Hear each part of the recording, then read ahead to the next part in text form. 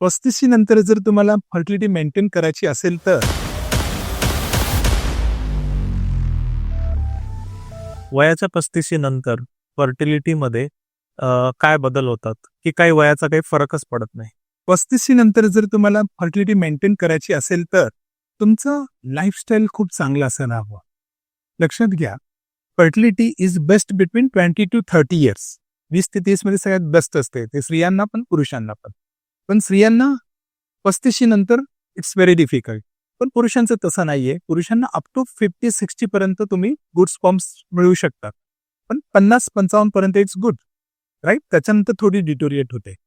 Okay, तर lifestyle maintain करणं 35 मध्ये that is going for D addiction राहणे, खानपान व्यवस्थित ठेवणे आणि स्ट्रेसलेस लाईफ असायला मग तुमची फर्टिलिटी मेंटेन राहते.